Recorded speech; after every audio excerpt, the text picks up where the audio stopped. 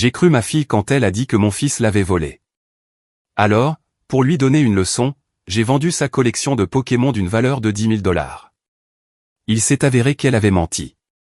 Il était innocent. Et maintenant, il refuse de me parler ou de vivre sous mon toit. Il y a quelques mois, j'ai fait quelque chose dont je ne sais pas si je pourrai jamais me remettre.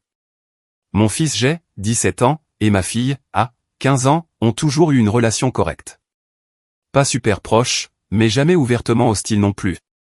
Ils se chamaillaient comme le font les frères et sœurs, surtout en tant qu'adolescents vivant sous le même toit. Mais je n'ai jamais pensé qu'il y avait un ressentiment profond entre eux. Jay collectionne les cartes Pokémon depuis l'âge de 8 ans environ. Il en était obsédé en grandissant, et il a continué même lorsque la plupart des autres enfants passaient à autre chose. Il passait des heures à rechercher la valeur de chaque carte, à les organiser dans des classeurs, à participer à des événements d'échange locaux. Il économisait chaque dollar reçu pour son anniversaire ou gagné avec de petits boulots pour constituer cette collection. Et ce n'était pas une blague. Ce gamin avait l'œil pour la valeur. Cette collection valait facilement 10 000 $, probablement plus s'il avait trouvé les bons acheteurs. Un soir, A est venue me voir en pleurant. Elle a dit que Jay lui avait pris 200 $. Elle a affirmé qu'elle les avait cachés dans une boîte dans sa chambre pour un voyage qu'elle prévoyait avec ses amis. Je lui ai demandé si elle était sûre que c'était lui. Elle a dit oui. Elle a dit qu'elle l'avait confronté et qu'il avait ri en lui disant de se débrouiller. Elle a dit qu'il s'était vanté de l'avoir déjà dépensé. Je ne suis même pas allé le voir en premier. C'est la partie que je déteste le plus admettre. J'étais tellement furieux. Je me sentais trahi. Je pensais avoir mieux élevé Jay que ça. Voler sa propre sœur et se moquer d'elle, c'était un tout autre niveau de bassesse. Alors, je suis allé dans sa chambre quand il n'était pas là et j'ai pris ses classeurs, toute sa collection de Pokémon. Je n'ai même pas réfléchi à 2 fois. J'ai tout mis en vente en ligne et en une semaine, la plupart étaient partis. Je n'ai même pas obtenu une fraction de ce que ça valait parce que je ne comprenais pas le marché. Je voulais juste que ça disparaisse. Une punition, une leçon, des conséquences. Quand il est rentré et a découvert ce qui manquait, il a pété un câble, il a complètement perdu la tête. Je lui ai dit exactement ce que j'avais fait et pourquoi. Il a d'abord eu l'air stupéfait, puis il est devenu glacial. Il n'a pas crié, il n'a pas argumenté, il est juste passé devant moi, est entré dans sa chambre et a verrouillé la porte. Il n'est pas sorti pour le dîner. Il ne m'a pas adressé la parole le lendemain matin. Je pensais qu'il boudait et qu'il finirait par se calmer. Puis, 2 jours plus tard, a avoué qu'elle avait menti. Elle s'est effondrée lorsque ma femme, leur belle-mère, l'a entendu dire à une amie qu'elle avait tout inventé. Elle voulait faire ce voyage mais ne voulait pas nous demander plus d'argent. Elle a pensé que si elle faisait croire que Jay avait pris le sien, nous le remplacerions par culpabilité. Elle n'a jamais pensé que j'irais aussi loin. Je suis resté là pendant que ma femme la confrontait, et je jure que j'ai senti le sol se dérober sous mes pieds. C'était comme si mon cerveau refusait de traiter ce que j'entendais. Je n'arrêtais pas de demander à A si elle était sérieuse, si elle avait vraiment tout inventé. Elle pleurait et disait qu'elle était désolée et qu'elle ne pensait pas que je vendrais vraiment quelque chose. Je ne pouvais même pas la regarder. Je suis allé directement dans la chambre de Jay, j'ai essayé d'ouvrir la porte. Elle était verrouillée. Il n'a rien dit. Il m'a juste dit à travers la porte, avec la voix la plus calme que je lui ai jamais entendue, que je devais le laisser tranquille. Que je ne l'avais pas cru quand ça comptait. Et que j'avais détruit la seule chose qui lui importait le plus au monde à cause d'un mensonge. Un mensonge que je n'avais même pas essayé de vérifier. J'ai essayé de m'excuser sur le champ. J'ai essayé de lui dire que j'arrangerais les choses. Que je récupérerais les cartes. Il a dit que je ne pouvais pas, parce que je n'avais même pas pris la peine de noter lesquelles étaient les siennes ou où elles étaient allées, ce qui était vrai. J'ai été négligent, hâtif, en colère et stupide. Il a complètement cessé de me parler après ça. Il vit chez un ami depuis 3 semaines. J'ai essayé de contacter les parents de son ami. Ils m'ont dit qu'il était en sécurité, qu'il mangeait et qu'il allait à l'école, mais qu'il avait très clairement fait savoir qu'il ne voulait pas rentrer à la maison, qu'il ne voulait pas me voir. Il m'a même appelé par mon prénom dans un SMS, en disant « Ne me recontactez pas sauf en cas d'urgence ». Mon prénom. C'était la première fois qu'il s'adressait à moi de cette façon. Pas papa, pas père, juste mon prénom. C'était comme recevoir un coup de poing dans la poitrine. Je suis retourné voir et je lui ai dit qu'elle devait lui écrire une lettre. Je ne voulais pas que ça vienne de moi. Elle a écrit des excuses de 2 pages. Je ne sais pas si elle était sincère, mais je n'ai pas insisté. J'ai remis la lettre aux parents de son ami. Je leur ai demandé de la lui donner. Ils ont dit qu'ils le feraient. Aucune réponse. Nous avons commencé une thérapie familiale. Enfin, moi, ma femme et AG refusent. Il dit que nous ne sommes plus sa famille. Je ne sais pas comment réparer ça. Il ne parle plus du tout à sa sœur. Elle est consignée pour une durée indéterminée, mais ça ne veut pas dire grand-chose. Aucune punition ne peut réparer quelque chose comme ça. J'ai passé le dernier mois à contacter tous ceux à qui j'ai vendu. La plupart n'ont pas répondu. Quelques-uns ont proposé de renvoyer certaines cartes. Un type m'a envoyé un classeur plein de doubles, dont aucun n'appartenait à Jay, juste par culpabilité. Un autre a dit qu'il avait déjà revendu la plupart pour faire du profit. Je ne peux même pas retrouver la moitié des acheteurs. Certains étaient des remises en main propres. D'autres via des applications tierces sans information de contact. Cette collection, c'était tout pour lui. J'ai vendu son enfance, en gros. Je ne peux pas revenir en arrière. Je ne peux pas la remplacer. Il m'a dit dans ce même SMS que j'avais brisé quelque chose de permanent. Je pense qu'il a raison. Mise à jour. Ce qui m'a poussé à écrire cette mise à jour, c'est ce qui s'est passé la nuit dernière. On m'a signifié des papiers, pas des papiers légaux, rien de tel.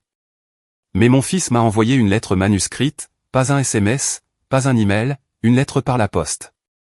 Il aurait pu bloquer mon numéro et ne jamais regarder en arrière, mais il a choisi de m'écrire quelque chose. Et le fait que cela semblait plus définitif que tout ce qu'il avait dit jusqu'à présent. C'est ça qui m'a anéanti. La lettre n'était pas longue. C'était une page pliée dans une enveloppe avec mon nom dessus. Pas papa, juste mon nom à nouveau. Il a commencé en disant qu'il espérait que je ne me présenterais plus chez son ami parce qu'ils avaient fait plus pour lui ces dernières semaines que moi ces dernières années. Il a dit qu'il avait lu mon post sur Reddit, que quelqu'un le lui avait envoyé, que c'était typique, que j'essayais d'obtenir de la sympathie pour moi-même et de le dépeindre comme simplement en colère et blessé, au lieu de quelqu'un qui avait tourné la page. Cette partie m'a fait plus mal que tout parce qu'il a raison. J'ai essayé de réparer ça par des excuses, de l'apitoiement sur moi-même et des publications en ligne.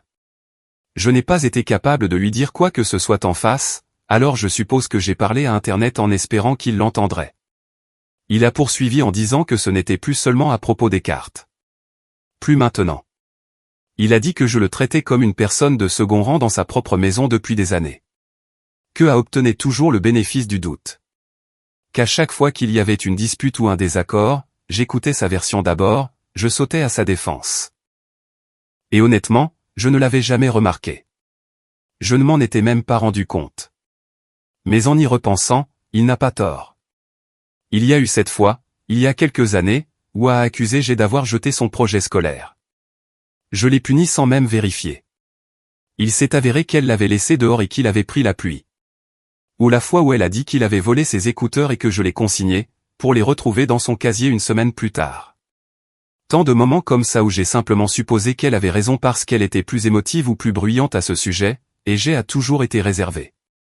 Il a dit qu'il pensait que c'était du favoritisme, mais maintenant il voit ça comme de l'indifférence, que je n'ai jamais vraiment cherché à le connaître, que j'ai toujours vu comme celle qui avait besoin de protection et lui comme celui qui avait besoin de discipline.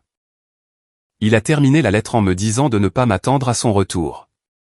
Que j'avais vendu la seule chose dans sa vie qui lui donnait l'impression d'être bon à quelque chose, de posséder quelque chose de valeur. Il a dit que lorsque j'ai pris ses cartes Pokémon, je n'ai pas seulement vendu du carton. J'ai vendu 8 ans de travail, de fierté, de souvenirs. Il a dit qu'il avait parlé à sa tante, ma sœur, et qu'elle lui avait proposé de le laisser emménager chez elle à plein temps. Elle vit dans un autre état, et il regarde déjà pour changer d'école. Apparemment, il a déjà emballé la plupart de ses affaires. Il attend juste que les formalités administratives soient réglées. Si c'est le cas, je pourrais ne pas revoir mon fils avant très longtemps. J'ai essayé d'appeler ma sœur. Elle a répondu et ne m'a même pas laissé terminer une phrase avant de dire « Non, n'essaie pas de le culpabiliser pour qu'il reste. Tu dois accepter qu'il ne se sente plus en sécurité là-bas. » Je me suis effondré après ça. Je ne me souviens même pas d'avoir raccroché. Ma femme m'a trouvé assis sur le sol de la salle de bain, le téléphone toujours à la main. Elle est restée silencieuse. Elle n'a pas dit un mot à moi ou à sa belle-mère depuis l'arrivée de la lettre de Jay. Je pense qu'elle commence à réaliser à quel point elle a tout gâché. Mais il est trop tard pour les regrets. C'est ce que je n'arrête pas de me dire. C'est trop tard. Ce qui est fait est fait. Et rien de ce que nous ferons maintenant ne pourra arranger les choses pour Jay. J'ai essayé de réparer la partie financière. Je me suis assis avec un collectionneur et j'ai essayé de dresser une liste de tout ce que j'avais vendu, de ce que ça valait probablement, des pièces les plus rares. Il m'a dit que je devrais dépenser le double, peut-être le triple de ce que j'ai obtenu pour tout racheter maintenant. Le marché a changé. Les prix ont grimpé. Certaines cartes sont presque impossibles à trouver, surtout les plus anciennes en parfait état. Il m'a dit que je ferais peut-être mieux de repartir de zéro. Mais ce n'est pas le but. Je ne voulais pas construire une nouvelle collection. Je voulais récupérer la sienne. Celle qu'il a passé des années à assembler avec soin. Celle qu'il aimait. Celle que j'ai jetée comme si elle ne valait rien. J'ai sauvegardé des captures d'écran de toutes les annonces que j'ai publiées. J'ai envoyé des emails aux personnes à qui j'ai vendu. J'ai même offert à un type $2000 pour un classeur qu'il avait acheté $800 juste pour récupérer certaines des cartes. Il a dit non. Il a dit qu'elle faisait partie de sa collection maintenant. Je ne le blâme pas. Ma femme m'a demandé la nuit dernière si nous devrions envisager de laisser Jay partir, si c'était peut-être ce qu'il y avait de mieux pour lui. Je lui ai dit que je ne savais pas. Je n'arrive pas à penser clairement à tout ça. Chaque fois que je passe devant sa chambre vide, j'ai la nausée. Le pire, c'est de savoir qu'il est toujours là-bas, en train de souffrir, et qu'il le fait sans nous, sans moi, parce que je lui ai donné l'impression qu'il ne pouvait pas compter sur moi quand ça comptait le plus. J'ai toujours pensé que j'étais un parent correct. Pas parfait, bien sûr, mais présent, impliqué. Mais j'en suis venu à réaliser que je faisais le minimum depuis des années, et maintenant j'en paie le prix, d'un seul coup. Il m'a dit dans cette lettre que le pardon n'était pas envisageable. Mon fils s'en va, peut-être pour de bon, et je ne sais pas comment l'arrêter, ni même si je devrais essayer. Mise à jour 2, il est parti. J'ai officiellement déménagé vendredi dernier. Ma sœur est descendue du Vermont, l'a aidé à charger toutes ses affaires depuis la maison de son ami, et ils ne sont même pas passés à la maison. Pas une seule fois. Il a laissé sa chambre exactement comme elle était le soir où il est parti en claquant la porte. Le lit toujours défait, un vieux sweat à capuche sur la chaise, quelques chaussettes fourrées dans le coin près de la commode, mais tous ses vêtements et ses affaires d'école avaient disparu. Tout comme les étagères où il gardait ses classeurs Pokémon, vides maintenant, comme s'il n'avait jamais été là. Ma femme et moi n'avons su qu'il était parti que parce que ma sœur m'a appelé de la route. Elle a dit qu'elle ne voulait pas que ce soit une surprise si j'essayais de le joindre sans avoir de réponse. Elle a dit qu'il en avait fini de me donner des chances. J'ai demandé si je pouvais lui parler, juste une minute. Elle a dit qu'elle demanderait. J'ai attendu en ligne peut-être 2 minutes. Puis elle est revenue et a dit qu'il ne voulait pas parler. Je n'ai même pas eu un au revoir. Je suppose que c'est juste. Nous n'avons pas eu de ses nouvelles depuis, pas directement. Mais j'ai découvert qu'il a créé un nouveau compte Instagram, public. C'est comme ça que je sais qu'il est bien arrivé dans le Vermont. Il a posté une photo d'un sentier de randonnée près de chez ma sœur. Une vue panoramique, un ciel bleu clair, des arbres qui jaunissent déjà. Il avait l'air heureux sur la photo, plus heureux que je ne l'ai vu depuis des mois. Et il n'était pas seul. Il a identifié quelqu'un dessus, une fille. J'ai immédiatement reconnu son nom. C'est quelqu'un dont il parlait au collège avant de se consacrer sérieusement aux cartes. Une amie d'enfance qui avait déménagé il y a des années. On dirait qu'ils ont renoué contact. Elle a laissé un commentaire sous la photo disant « Tellement fier de toi ». J'ai vu ça et j'ai failli craquer. Je ne sais pas pourquoi ça m'a autant anéanti, mais c'est le cas.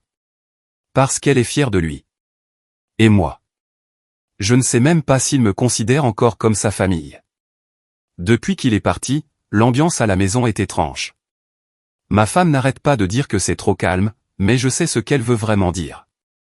Ça semble anormal. Pas parce qu'il n'est pas là, mais à cause de la façon dont il est parti. Elle reste dans son coin. Elle ne quitte pas beaucoup sa chambre. Elle va à l'école, rentre, fait ses devoirs, puis disparaît. Elle a supprimé tous ses réseaux sociaux la semaine dernière. Je ne lui ai pas posé de questions, mais je suppose qu'elle reçoit des messages. Peut-être des amis de Jay, peut-être de gens qui ont appris ce qui s'est passé. Elle n'a rien dit à ce sujet, ni à moi ni à ma femme. Hier soir, elle est entrée dans la cuisine pendant que je faisais la vaisselle. Elle est restée là, silencieuse, pendant 1 minute. Puis elle a demandé si je la détesterais pour toujours. Je ne savais pas quoi dire. C'est encore une enfant, mais je ne peux pas la protéger de ce qu'elle a fait. Je lui ai dit la vérité, que certaines choses ne peuvent pas être réparées juste parce qu'on est désolé. Que la confiance ne se reconstruit pas d'elle-même simplement parce qu'on regrette les dégâts, et que oui, cela pourrait prendre des années avant qu'il veuille même entendre son nom à nouveau, si jamais il le veut. Elle a hoché la tête et est retournée à l'étage sans un mot de plus. Je ne sais pas comment être un parent dans cette situation. Vraiment pas. Je suis dépassé depuis le jour où a avoué avoir menti.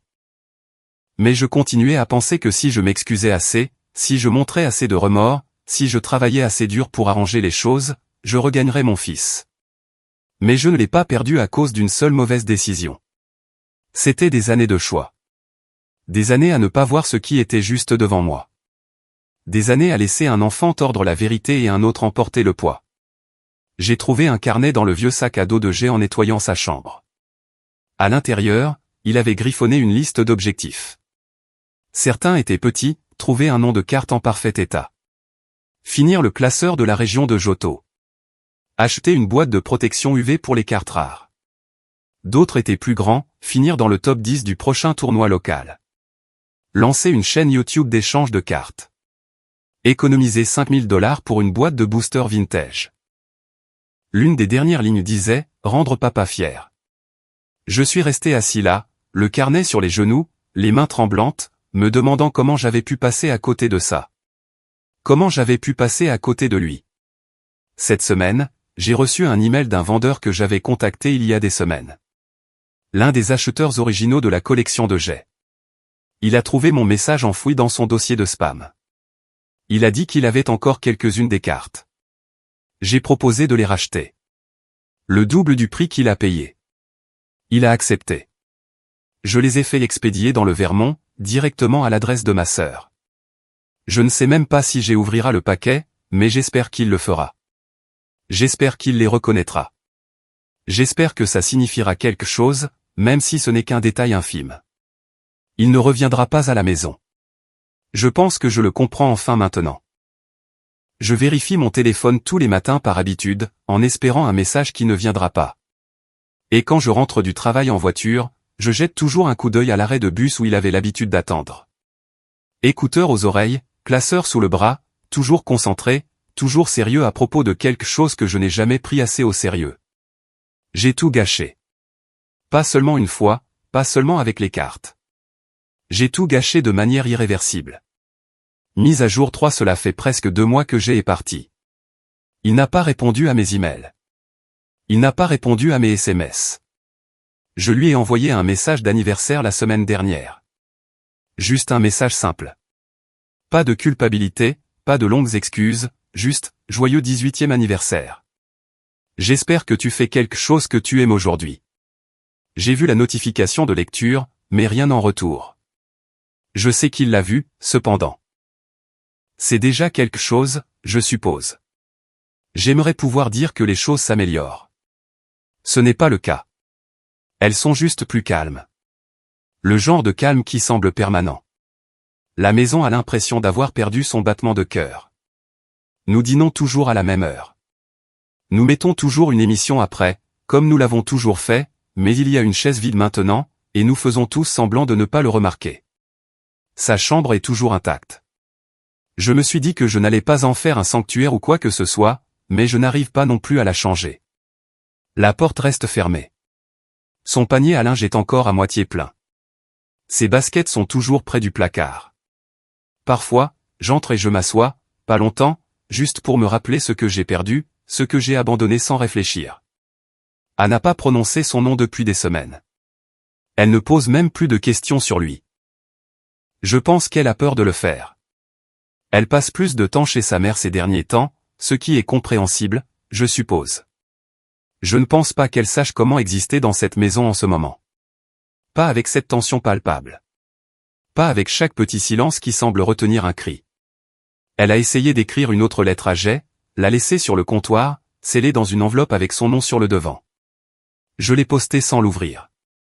Je ne sais pas s'il l'a lu. Il n'en a parlé nulle part, mais elle n'a pas demandé. Je pense qu'elle a peur de la réponse. J'ai finalement parlé à ma sœur. Vraiment parlé.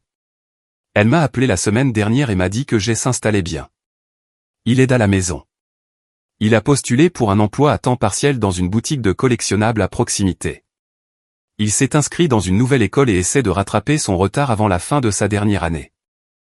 Ses notes sont bonnes. Son conseiller d'orientation a dit qu'il était calme mais concentré. Elle a dit qu'il passait du temps avec cette fille que j'ai mentionnée dans la dernière mise à jour. Apparemment, elle est un grand soutien pour lui. Il a même commencé à lui apprendre l'évaluation et l'authentification des cartes. Ils vont ensemble au marché du week-end, construisant à nouveau quelque chose. J'ai demandé s'il envisagerait un jour de me parler. Elle a fait une pause, puis a dit qu'elle n'allait pas le pousser. Que si je voulais vraiment renouer le contact, je devais le laisser venir à moi. Puis elle a dit quelque chose qui m'a marqué. Elle a dit, tu lui as appris à défendre ce qui lui tient à cœur. Tu n'as simplement pas aimé que ce qui lui tenait à cœur ne soit plus toi.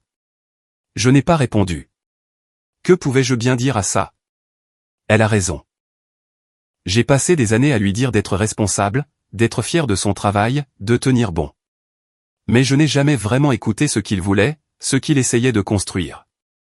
Je lui ai dit de grandir. Et quand il l'a fait, quand il s'est affirmé, je l'ai puni pour ça. Et maintenant, il fait exactement ce que j'ai toujours prétendu vouloir pour lui.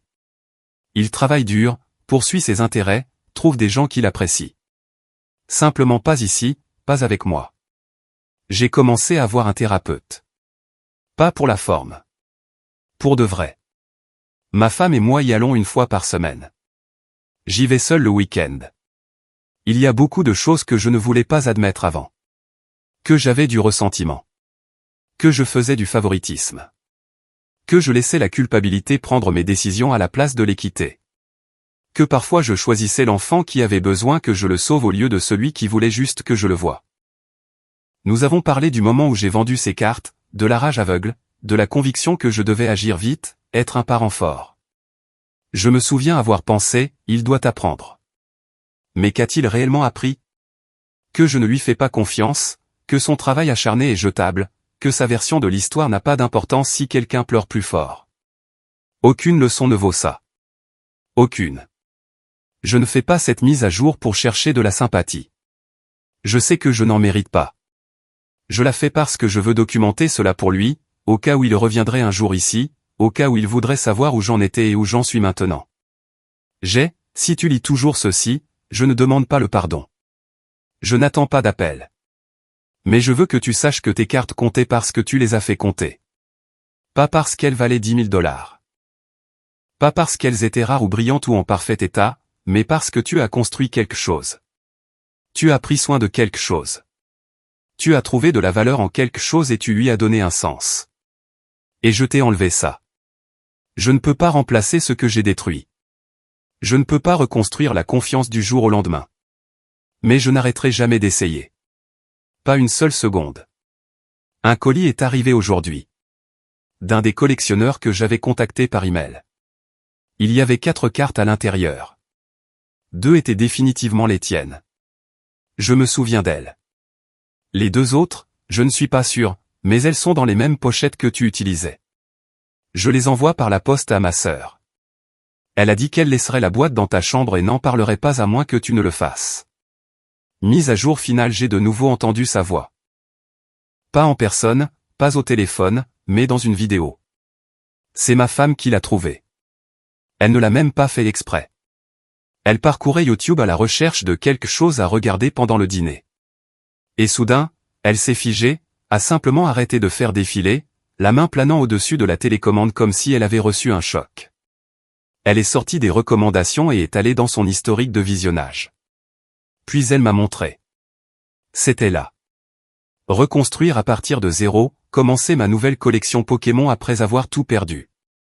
Publié sous un nom que je ne reconnaissais pas, mais c'était lui. C'était Jay. La miniature était juste une photo de ses mains disposant quelques cartes sur un bureau. Le titre ne mentionnait rien de spécifique. Pas de détails dramatiques, pas de titre racoleur, juste simple, calme, comme s'il ne voulait pas attirer l'attention, seulement partager quelque chose de réel. J'ai cliqué dessus, le cœur battant. Mes mains tremblaient tellement que j'ai dû poser la télécommande 2 fois avant de pouvoir appuyer sur lecture. Et puis il était là, sa voix toujours un peu plus grave que dans mes souvenirs. Toujours posé, toujours calme comme toujours. Il n'a pas dit mon nom. Il n'a rien dit sur moi directement, mais l'histoire était sans équivoque. Il a parlé de tout perdre en un week-end. De la façon dont sa collection, la chose qu'il avait mis 8 ans à construire, lui avait été enlevée en un instant. Il n'a pas expliqué comment. Il n'a pas donné de nom. Il ne s'est pas mis en colère. Il a juste dit qu'il avait pris la décision de recommencer parce que s'accrocher à la perte coûtait plus cher que les cartes ne l'avaient jamais fait. Cette phrase m'a anéanti. Il a montré quelques cartes qu'il avait récemment acquises. Un Pikachu du set de base abîmé, un Reptincelle japonais, un booster scellé qu'il n'avait pas encore ouvert. Rien de fou, rien de cher, mais il les tenait comme si elles comptaient, comme si elles étaient sacrées. Il a souri une fois, juste une fois, et j'ai dû mettre la vidéo en pause parce que je ne pouvais pas m'arrêter de pleurer. J'ai regardé le reste seul. Il a mentionné une fille qui l'aidait à organiser les nouveaux classeurs. Il a dit qu'elle ne connaissait pas grand-chose au Pokémon, mais qu'elle aimait la façon dont il s'illuminait quand il expliquait. Il a dit qu'elle posait de meilleures questions que la plupart des collectionneurs. Je pense que c'était sa façon de dire qu'elle écoute. À la fin de la vidéo, il a remercié les personnes qui lui avaient envoyé des cartes, des conseils ou des messages d'encouragement. Il a dit qu'il avait été submergé par la gentillesse d'inconnus, que des gens qu'il n'avait jamais rencontrés lui avaient montré plus de compréhension que certaines personnes qui étaient censées le connaître le mieux.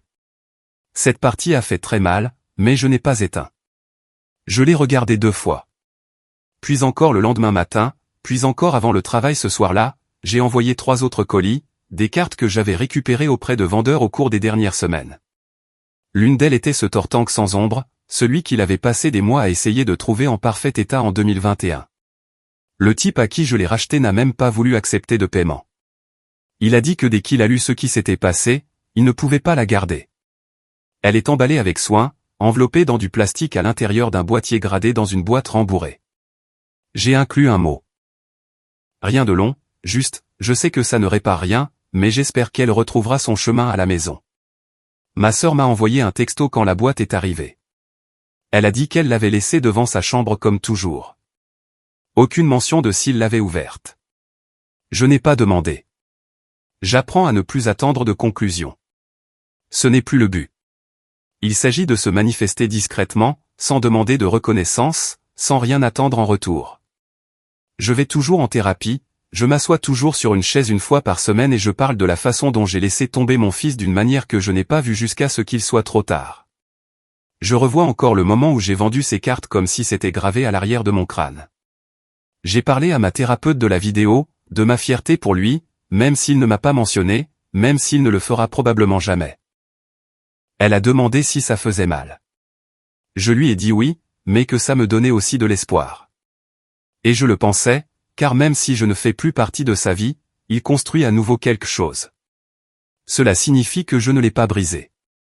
Je peux vivre avec le silence. Je peux vivre avec la distance. Ce avec quoi je n'aurais pas pu vivre, c'était l'idée que j'avais détruit la partie de lui qui aimait, mais je ne l'ai pas fait. Il aime toujours ce monde. Ces cartes, le sens qu'elles ont. Il est toujours lui-même, et c'est tout ce qui compte. Hier soir, elle m'a demandé si je pensais que j'y reviendrais un jour. Je lui ai dit que je ne savais pas. Elle a hoché la tête et a dit, s'il le fait, je lui laisserai son espace. Je veux juste qu'il aille bien. Puis elle a demandé si elle pouvait aussi commencer une thérapie. Je n'ai pas hésité. J'ai appelé le cabinet le lendemain matin et lui ai obtenu une place. Elle commence mardi prochain. J'ai sauvegardé cette vidéo dans mes favoris. Je ne sais pas s'il sait que nous l'avons vue. Peut-être que oui. Peut-être qu'il espérait que nous le ferions. Si tu lis ceci, j'ai encore d'autres cartes qui arrivent. Certaines que tu as probablement oubliées. D'autres que tu n'as certainement pas oubliées. Je continuerai de les envoyer. Sans mots si tu n'en veux pas. sans adresse de retour si cela facilite les choses.